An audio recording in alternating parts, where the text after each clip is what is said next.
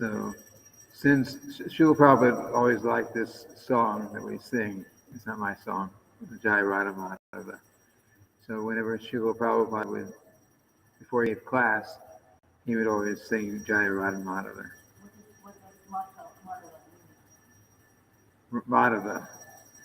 Jaya Radha Madhava. Radha is Radharani. Madhava is the name of Krishna.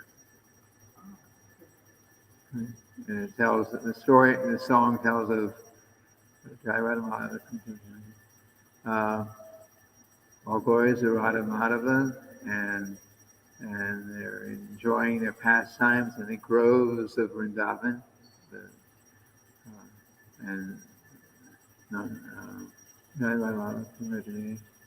Gopi Jana Vallabha, the protector of the gopis, the lifter of Govardhan Hill, Giridhari, and Yashoda Nandana. Krishna appeared as the foster child of Yashoda and Nanda Maharaj. Yashoda and Nandana. And it's very dear to everyone in Vrindavan. So anyway, Srila Prabhupada said that this song, everything is there. If we come to full realization of the song, then we're in Vrindavan, the real Vrindavan, the original Vrindavan. Anyway, Srila Prabhupada liked this song, so following his tradition, we always sing before. Maybe one time we can go into more detail about the meaning of the song.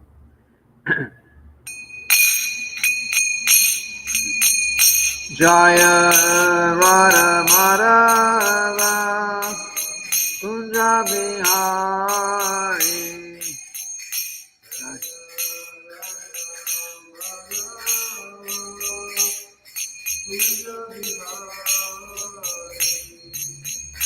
Jaya Radha Madhava Kunja Bihari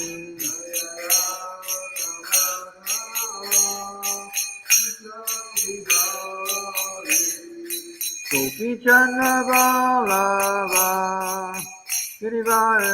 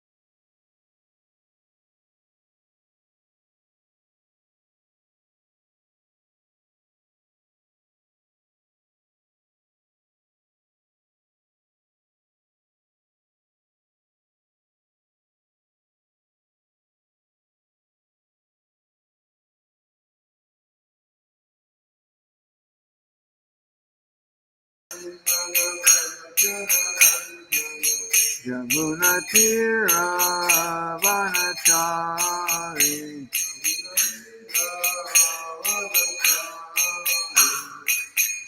Hare Krishna Krishna Krishna Hare Hare Hare Rama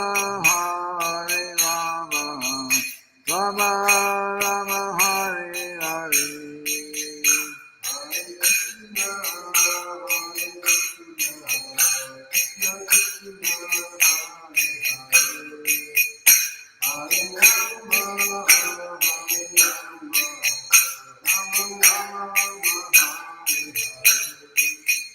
Hare Krishna Krishna Krishna Hare Hare Hare Rama Rama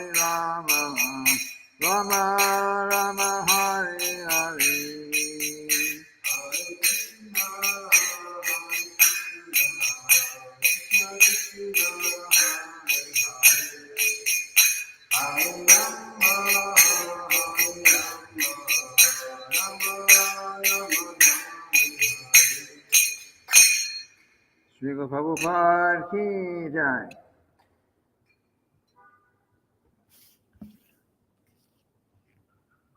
Om Namo Bhagavate Vasudevaya. Om Namo Bhagavate Vasudevaya. Om Namo Bhagavate Vasudevaya.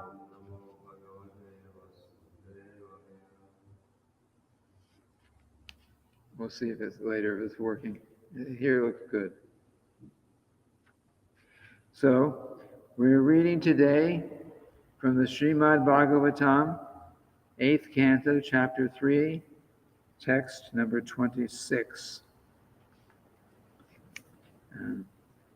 Actually, every day is just like when Krishna has performed his pastimes in Vrindavan. We can read in Krishna book and Srimad-bhagavatam. Krishna book is part of Srimad-bhagavatam. It was every day for those who were there was a new, exciting day of because you never knew what was going to happen. You never knew what new things, what Krishna was going to do. Lord Krishna was the well-wisher of everyone, and everyone in Vrindavan, in Krishna's presence, everyone loves Krishna. So everyone's thinking always how to do something to please Krishna. Everyone's trying to please Krishna. And Krishna was always thinking how to please everyone else. Now, we can't, individually, please everyone. You can't please everyone all the time. It's just can't happen in the material world. But Krishna was able to do that. He made everything perfect so that everyone, and every one of his associates was always very happy, and their mood was always let me do what will make Krishna happy. Radharani would think the same way. In fact, Radharani, who was Krishna's best devotee, definitely the best of the gopis, the cowherd girls, who were all very dear to Krishna, but she was the best. She was the most. She was the best. She was the most devotion. But her their mood, all the other girls, unlike the material situation, where you have a popular guy and everyone and all the girls are trying to get him and put everyone else down so they can get to the top. It wasn't like that there. And the spirit, it wasn't, and it still isn't, because the spiritual world still goes on. These pastimes still go on. So Krishna, the spiritual world means that everyone is thinking what is pleasing to Krishna, Lord Krishna. So the gopis are thinking. Each one of them is thinking. They know that the Radharani is most pleasing to Krishna. So they're not thinking, how can I defeat Radharani, put her down, get her out of the way so I can get up. That's material consciousness.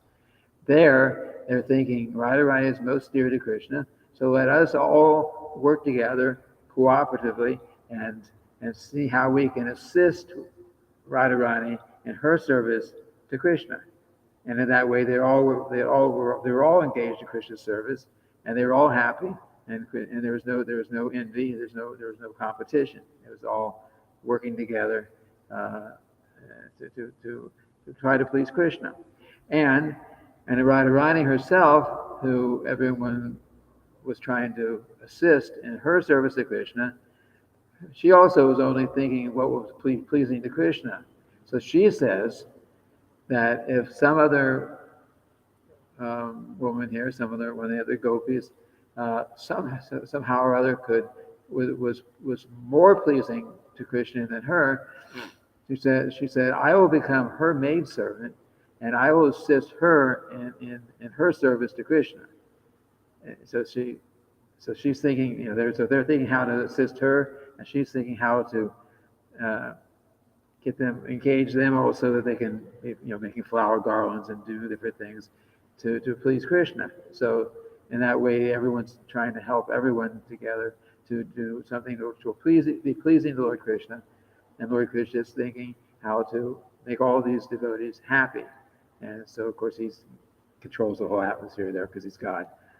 But nobody knows that Krishna is God in the spiritual, in Goloka Vrindavan. On Krishna's planet, nobody knows who Krishna really is. They just know he's like the most wonderful young boy. In the spiritual world, he always stays the same age in the spiritual world, about 15, 16 or so. He never grows up. He says that's his age. It's the best age. And so Krishna stays like that. The gopis stay whatever age they're at, and they're enjoying eternally. And Krishna's cowherd boyfriends too are like that.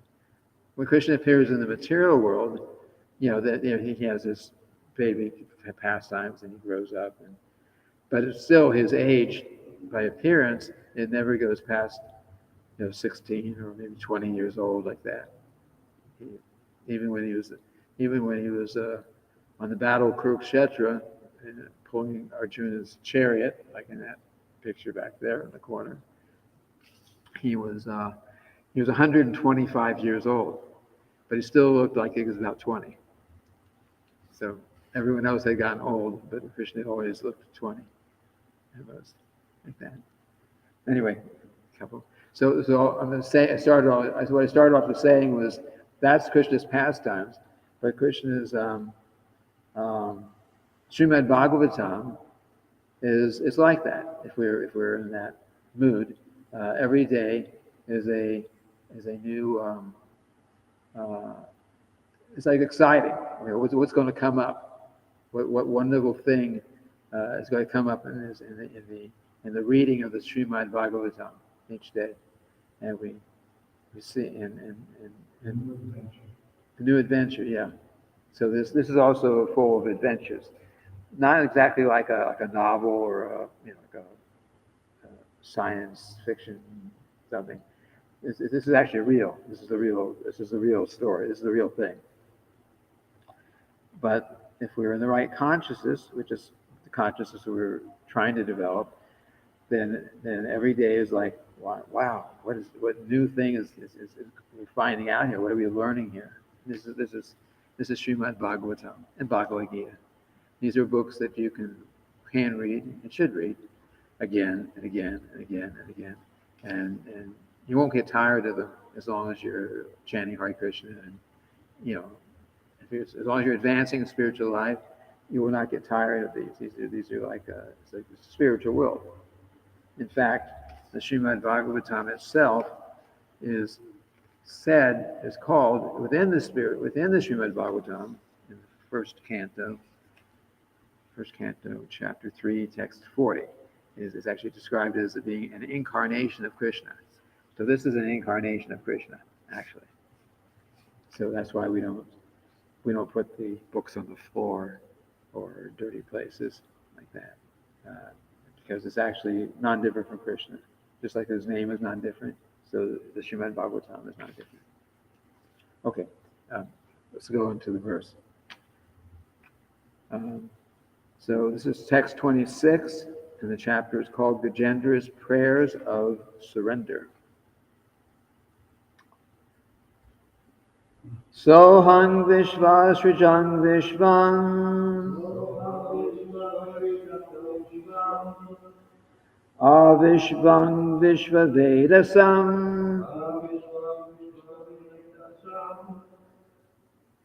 Vishvat Manam Ajang Brahma Pranatosmi Parang Padam Sohang Vishva Srijang Vishvam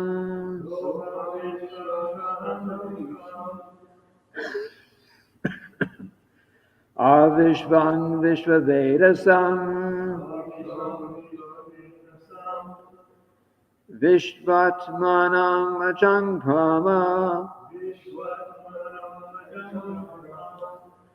Pranato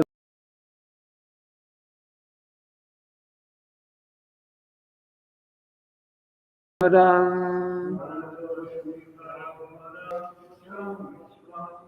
Avishvang Vishvavedasam Vishvatmanam Ajangprama Pranatosmi Parang Padam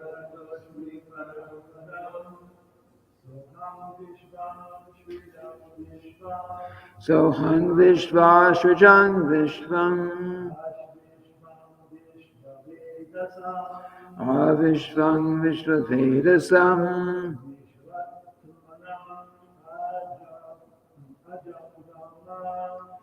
Vishvatmanam Ajangprama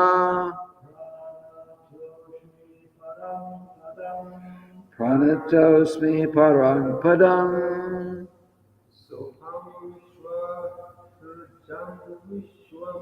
Sohang Vishva Srijang Vishvam Avishvang Vishvavedasam Vishvatmanam Ajangprama Pranatosmi Parang Padam Sohang Vishvam Srijang Vishvam Vishvam Vishvavedasam Vishvatmana Pranatosmi Parang Padam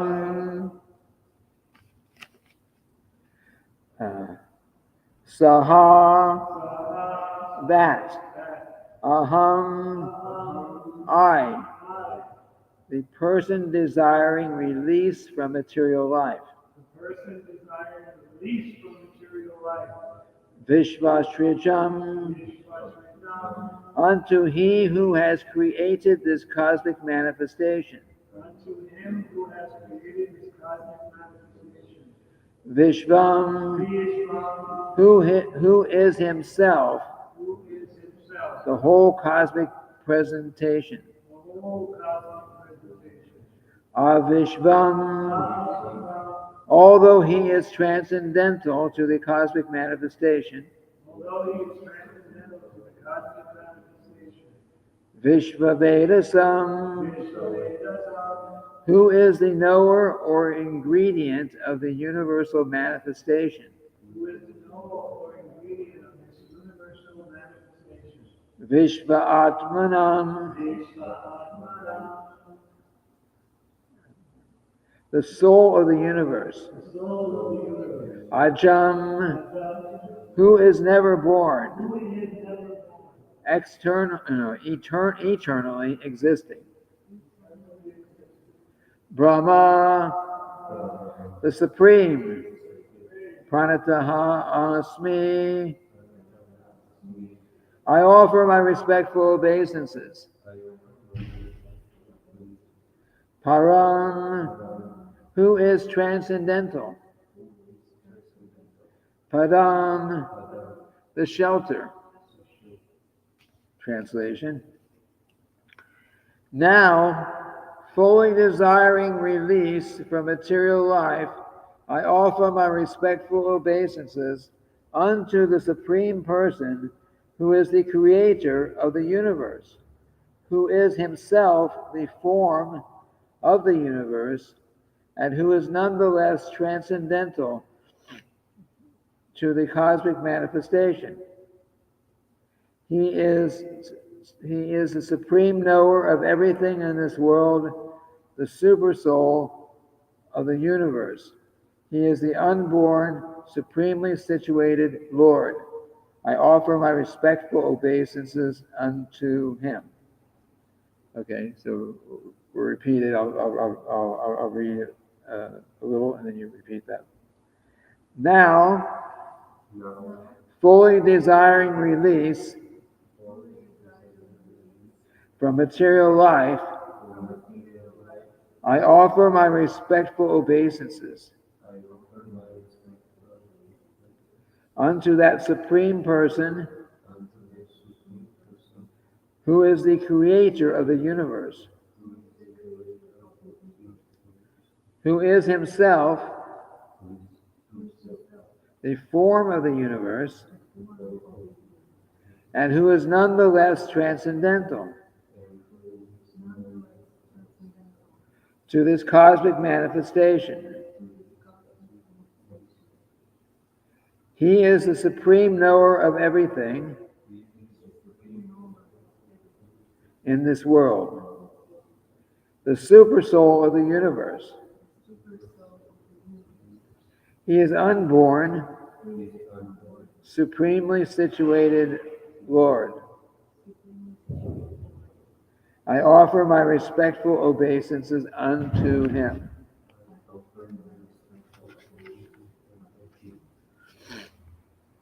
Srila Prabhupada's purport.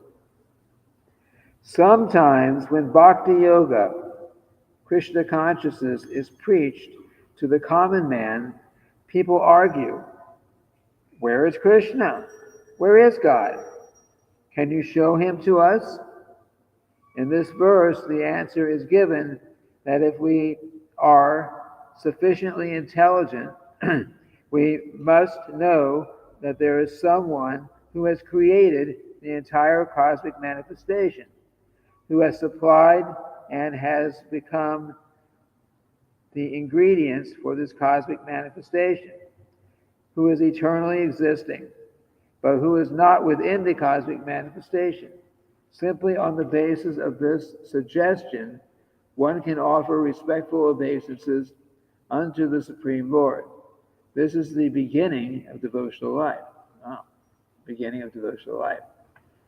So, Om Ajnana Timuranda Shagana Jana Shalakaya Chakshurun Vinitam Nina Tasmai Shri Gurave Namaha. Yes, so sometimes people may challenge, actually sometimes atheists will challenge, if we talk about God and Krishna and God's activities and things, and they'll say, okay, if I will believe in God if you make him appear before me right now. You tell God to come here and appear before me now, then I will believe in God. But of course, who are we to? It's like going to the in the United States, going to the Washington D.C. and standing outside the White House and saying, I will believe that there's a president of the United States if you make him come here and stand before me right now. And that's just the president of the United States. It's nothing compared to God. But what chances are there that the president's going to come out and stand before you just because you're getting it? Who are we that we can make such demands? So people may say like that because actually they don't believe and they don't want to believe in God. But God does exist for sure. So here in this verse, in this purport, Srila Prabhupada is making the point that just using your intelligence, and this is what is intelligence. If using your intelligence, you can logically assume, or you can logically understand that there has to be a God. And that's why it says your good intelligence. Good intelligence doesn't mean that you're, I went to college or teach college. I'm a professor. I got 3 PhDs. I got so many subjects. I'm very intelligent. Right? This is we usually refer to this as intelligent. But real intelligence, or good intelligence, proper intelligence, means See if anyone remembers. What is intelligence? I brought it up the other day. What's the definition of intelligence? Well, it's above mind. It's above the mind. Okay, it's above the mind. Good. Intelligence means it's defined. She'll probably gives this definition in somewhere in Bhagavad Gita purport. The function of the intelligence means the ability to analyze a situation in proper perspective. That means, on the basis of actual knowledge, of understanding there's God, there's the soul, and the soul has a relationship with God, and things like this. This is so based on that basic understanding, or basic understanding, then we analyze what is right and what is wrong, and what's So on the basis of that, of what we can see, Srila was pointing out here, on the basis of what we can see, there's obviously a universe. We're here. We're inside of it. So we have, nothing comes from nothing, except for Krishna. Nothing comes from nothing. Everything has a cause. So if we see the universe, and if we see if we understand, whether we can see it directly or we get it through science like that, but we understand that planets are moving in a very organized way. The sun moves in a certain way, and its movements are so exact that, we set clocks based on the sun. Everything time is based on the movements of the sun, right? So that, and there recently was an eclipse, a solar eclipse, and the month before that there was a lunar eclipse. And these eclipses were, you can actually calculate when an eclipse is going to happen, hundreds of years ahead of time. You can't, because the movements are so exact. So an intelligent person, one who actually has a little bit of spiritual intelligence, in seeing that there's so much order in the world, you're seeing that life is here, seeing all the varieties of life, even seeing in a microscopic, they call amoebas and things that we can't see. If you look at them under a microscope, there's so much going on inside their little one-celled bodies that we can't understand it.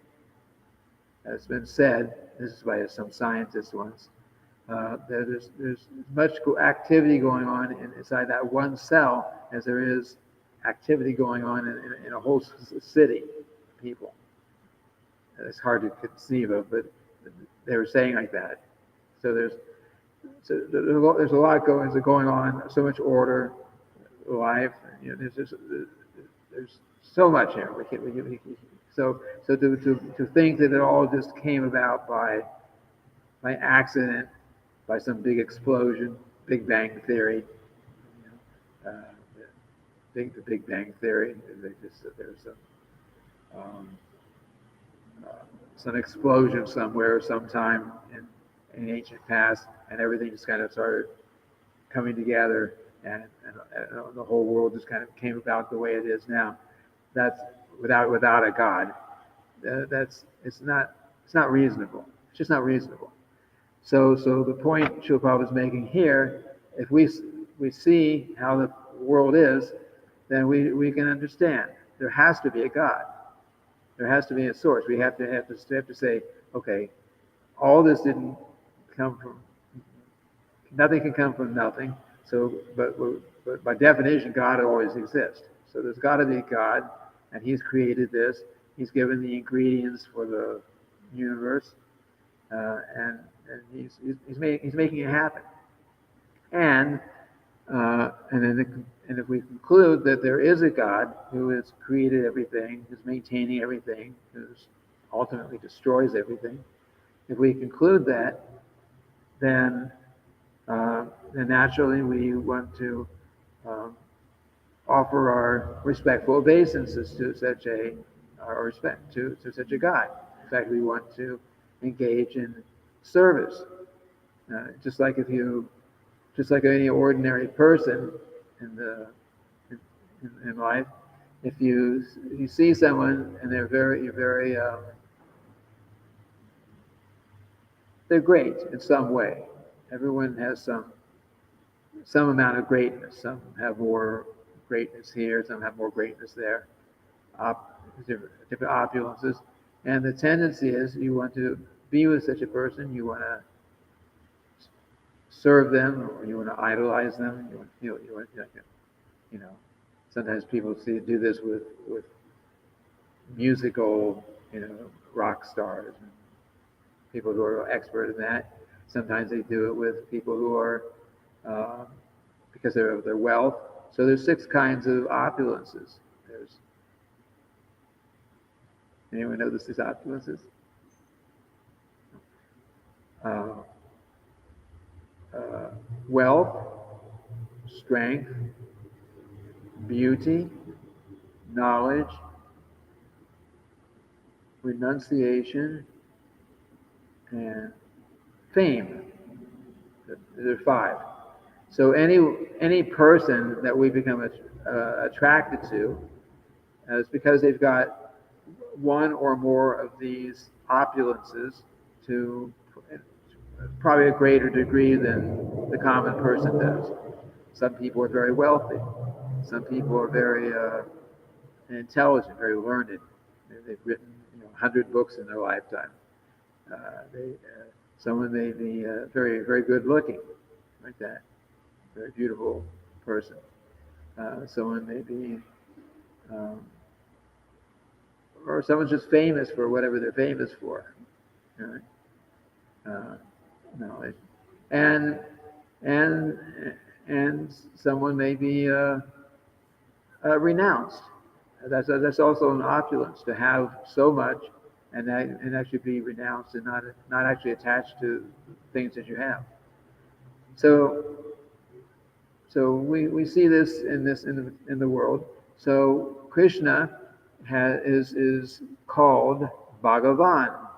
It's the name, one of Krishna's many names. Bhagavan.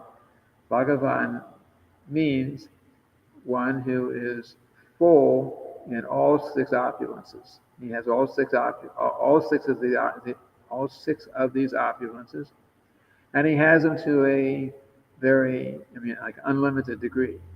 Can't imagine anything unlimited, but Krishna, this is God. No one could be more wealthy than God. He owns everything. He has all the gold, all the diamonds, all the jewels. He owns it. He created it. It's his. We may say, oh, I got this nice diamond ring. Look at this. Okay, but where did it come from? It came from Krishna. He created the diamonds, like that. He's created everything. So he's the most wealthy. He's the most intelligent. Krishna knows everything. Not only does he know everything that we can imagine him knowing, but he also he's in everyone's heart, super soul, we mentioned the other day. So he's there, and he is very much aware. He knows everything that we're thinking also. Not only does he know everything about everything else, he is with everyone else in our heart. So he knows what we're thinking. He knows what we're planning. You can't trick Krishna because he already knows what we're going to do before we do it. So and in fact, Krishna is the one who's giving us the intelligence. Bhagavad Gita says, I don't remember the Sanskrit right off. I'm seated in everyone's heart, and from me comes remembrance, knowledge, and forgetfulness, he says. So Krishna he's there. If we remember something, maybe we remember our desires from previous lifetime, And so we can continue. Jai Shri Shri Gaur Nitai, Shri Shri Radha Vraja Vihari, Jagannath, Balaram, Lady Subhadra, Govinda Shigade, Prahlad Maharaj Ki Jai. So we may, he may let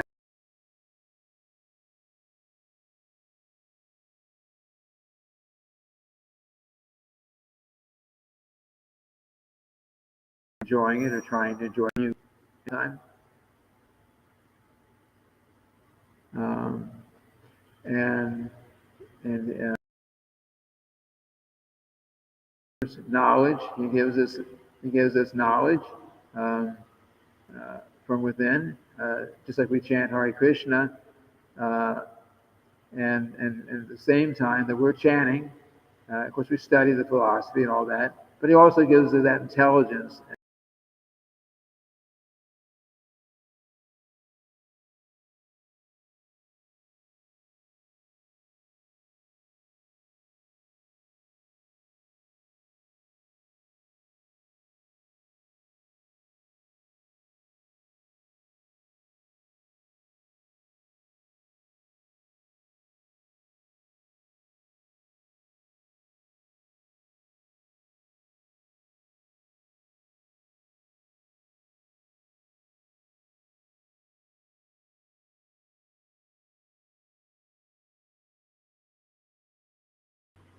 Uh, we can forget.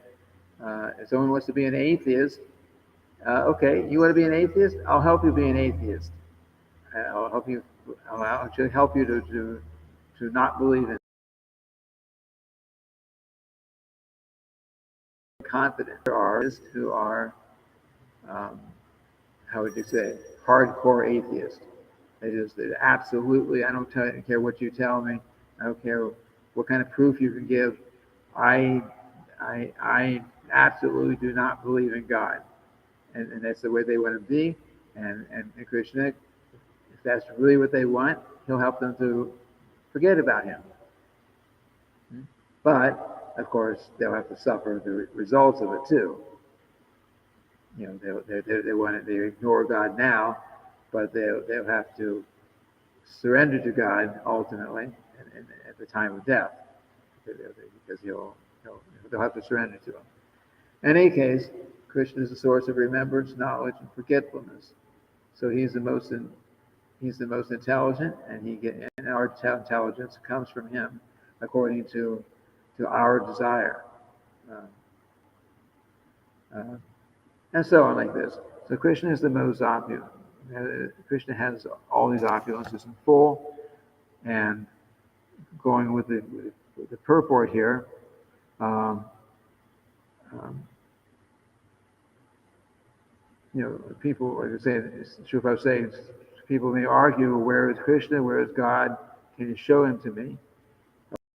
Okay, but if you're actually smart, if you actually have spiritual intelligence, then when you see all the order and everything around us, uh, then you naturally will conclude with your good intelligence that there has to be God. And if I am small and God is great, then what should I be doing? I should be serving God.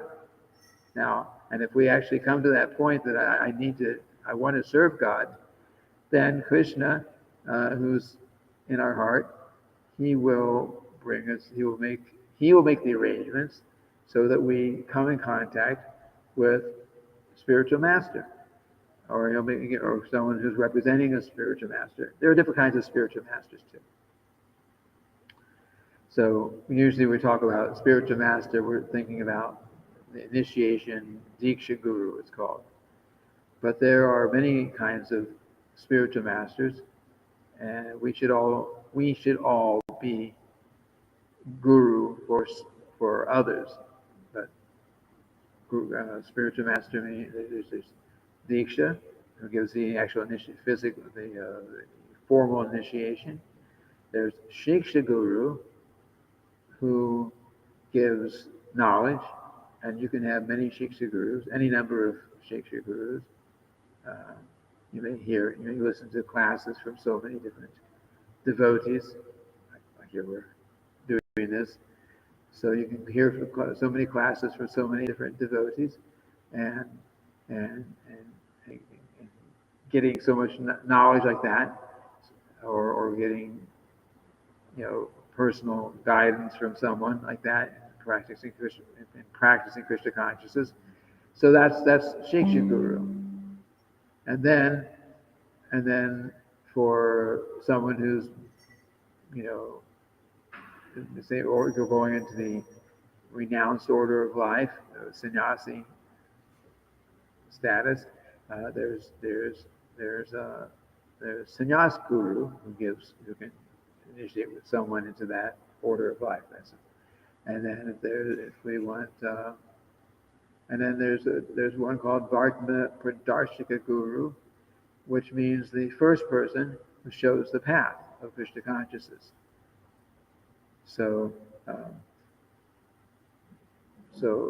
someone, we may have had no idea about Krishna consciousness. Someone may have come to us and say, "Hey, I just heard this nice lecture somewhere.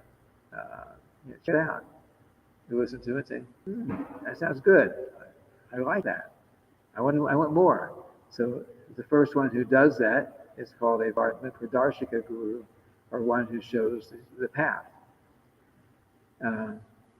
And there's other, the father or the mother can act like guru that are teaching the children,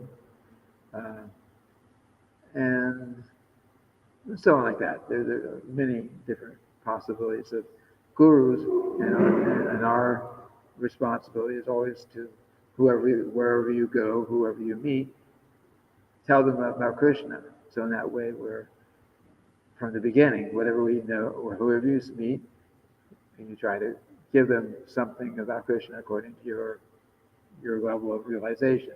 You can't go beyond our realization, but you speak according to your knowledge and realization.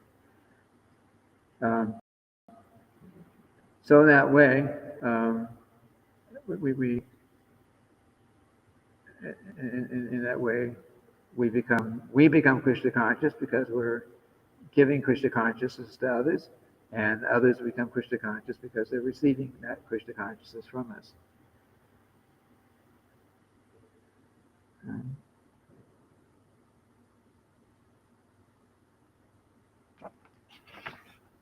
The purport is small, so it's almost 8:30. So Guru Puja, we're mentioning off this subject, but it's all related. So Guru Puja, yes, the system is, which it's hard to show because we only have hardly anyone here.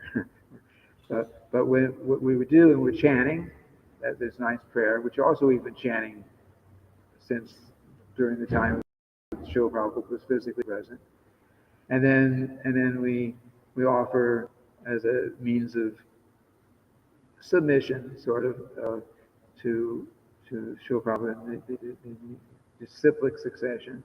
We take some flowers or flower petals, which is what was on that little tray. We offer like this and put it on Srila Prabhupada's footprints there, and then we bow down. And usually the system is you bow down with your left, as far as possible. You do it with your left side to who you're bowing down to. Sometimes it doesn't always work that way though, because you also cannot put your feet towards the deities. So here it works. If Srila Prabhupada's Vyasa-san was over here, or say if it was over there, and we were offering our respectful obeisances to the deities going this way, our feet are pointing that way. So that then you have to kind of try to make some adjustment. But generally the idea is you bow down, and usually, even though you'll see it done so many different ways, but the system was that you normally your this side, left side, is to who you're offering obeisances to. You wouldn't. Sometimes I see people, especially from India, they'll go down and put their head like that, Dandabat it's called. It's this, like I said, like a rod, and their heads this way, and their feet are pointing at Srila Prabhupada, which is not really proper. Or they do the other way, and that's not proper either because their feet are pointing at the deities. But this is a system, and then and same thing when we were offering, when we are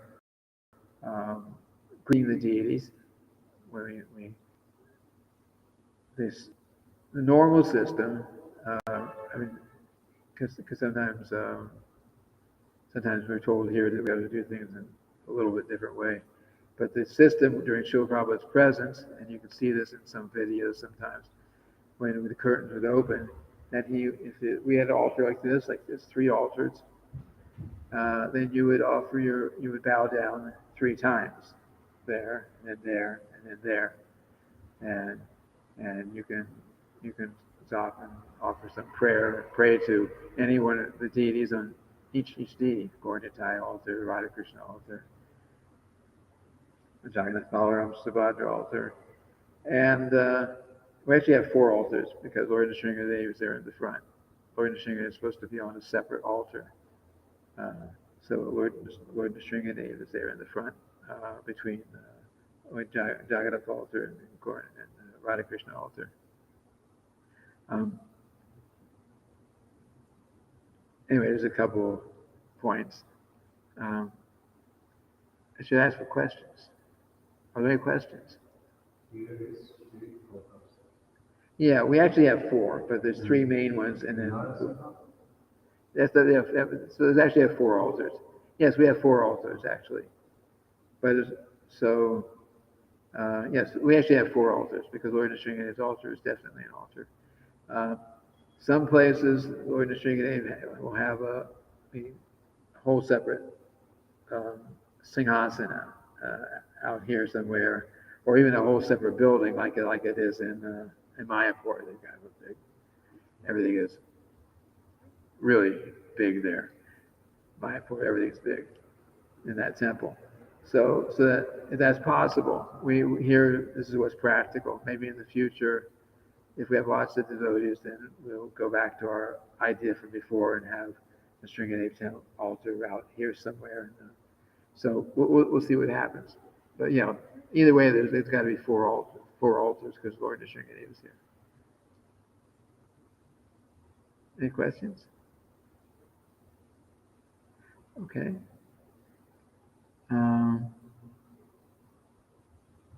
Okay, so I guess we'll end here. Tomorrow we're going to the next verse of Srimad-bhagavatam. It'll be text number 27. Okay. So Srila Prabhupada ki jai.